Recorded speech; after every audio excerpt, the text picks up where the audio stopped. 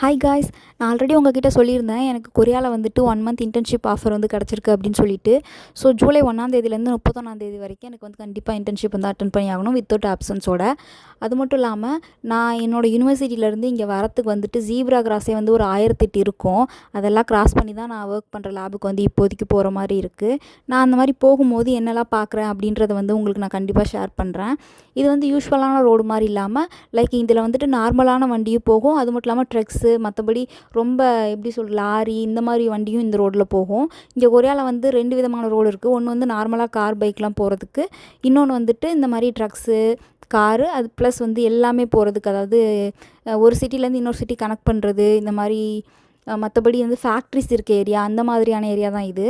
இந்த மாதிரி நான் வரும்போது வந்துட்டு இந்த மாதிரி ஏதாவது பூக்கள் இருந்துச்சுன்னா இல்லை வந்துட்டு வேறு ஏதாவது டிஃப்ரெண்ட்டாக ஏதாவது நடந்துச்சு அப்படின்னா வந்துட்டு நான் ரொம்பவே வந்துட்டு வீடியோ எடுத்து வச்சுப்பேன்.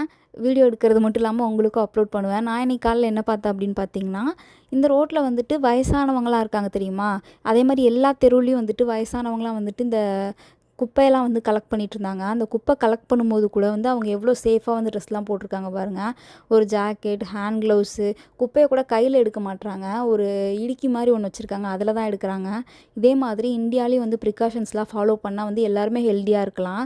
ஸோ இந்த விஷயம் உங்களுக்கு பிடிச்சிருந்துச்சி அப்படின்னா தமிழ் கேர்ள் இன் கொரியாவை மறக்காமல் ஃபாலோ பண்ணுங்கள். பாய்.